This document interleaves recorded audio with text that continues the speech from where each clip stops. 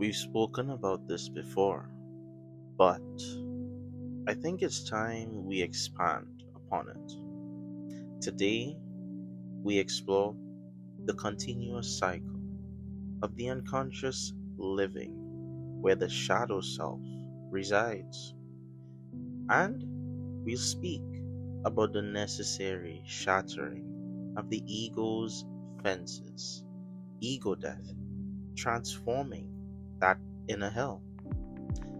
But what unfolds when the dust of that profound realization begins to settle?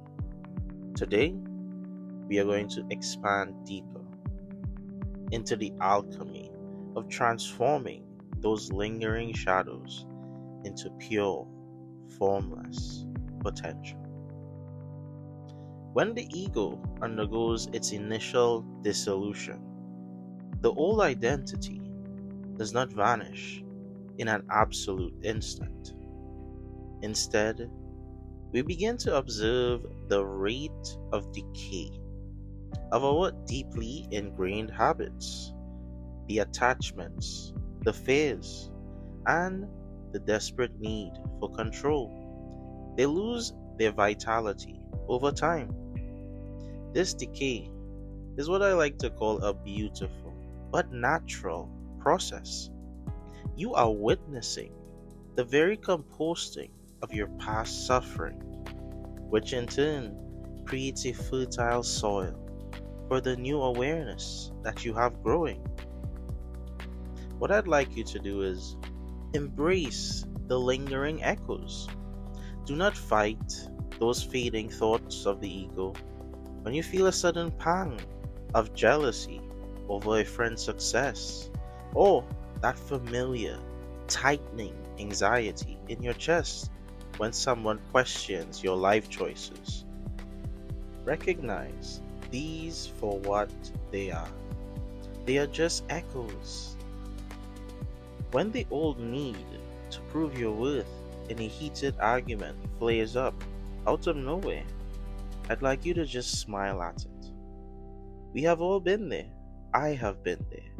These moments are not failures in your journey, but simply the fading footprints of the identity that you used to hold.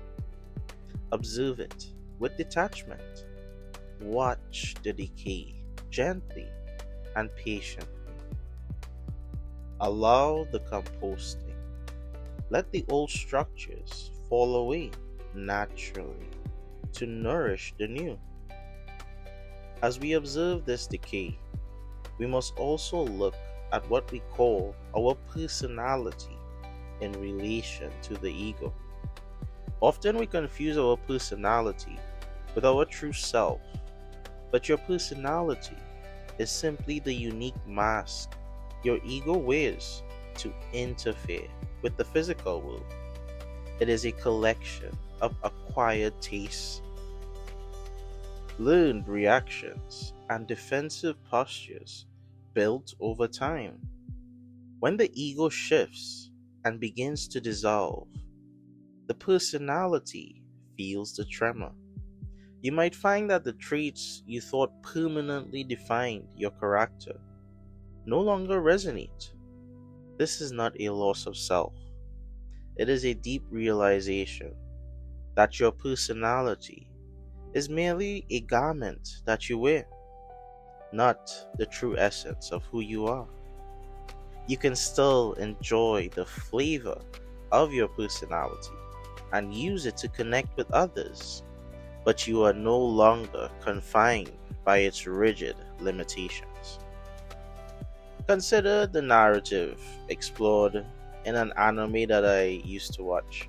It's called Attack on Titan. We see figures driven to the absolute edge, having to lose it all for a greater cause.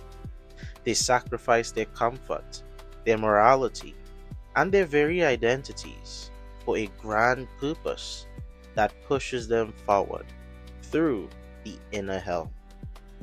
But here's the deeper reading that we must recognize on this journey.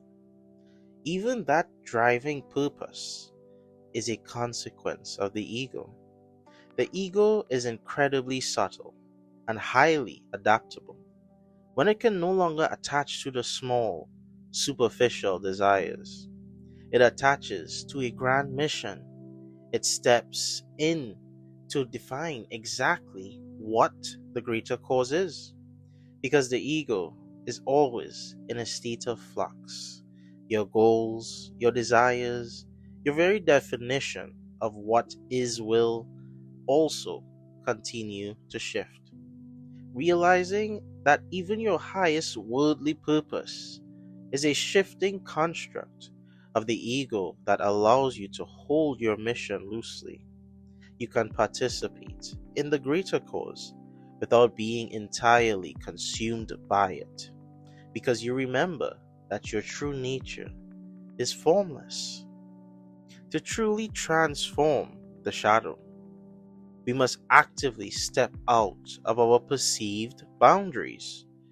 Breaking free from the stubborn grip of the ego requires a sudden disruption. Just as true physical strength is forged by shocking the muscles with new, unexpected demands to prevent stagnation, your spiritual resilience is forged when you consciously shock your typical emotional reactions. When an old trigger arises from the shadow, do not react. Pause. Meet that rising emotion with radical silence. That unexpected presence shocks the very unconscious loop seeking attention. It disrupts the familiar pathways of suffering and creates a gap where true conscious choice can emerge. As you practice this conscious disruption, your inner vision will become profoundly clear. The thick veil of the ego lifts, and the higher faculties of your consciousness, particularly the Agna, begin to fully open. Through this clear, awakened lens, you see your shadow not as an enemy to be feared or a demon to be slain or shamed, but as fragment parts of yourself waiting to be integrated. The shadow only holds power when it is hidden in the dark. When bathed in the light of the Agna, the inner hell simply dissolves into raw energy that you can redirect towards your highest consciousness. Integration is the ultimate practice. We do not permanently reside in the empty void. We bring the peace of the void into our daily physical actions. A powerful way to anchor this transformation through structured, intentional focus by engaging and refining practices like the 36912 method, or meditation, or some sort of somatic healing process. You create a rhythmic, mathematical harmony between your physical vessel and your infinite mind. It securely anchors your awareness, ensuring that even as the ego tries to quietly rebuild its fences, you remain the conscious, awakened architect of your reality. The path of the mindful growth is an ongoing river. You are no longer running from your inner hell. You are walking straight through it with a torch of awareness in your hand. Stay grounded. Keep your inner eye open. This is Satguru J, reminding you to stay present in the flow. Allow yourself to gradually release until you find that formless nature within yourself. This is your Formless Guide, signing off.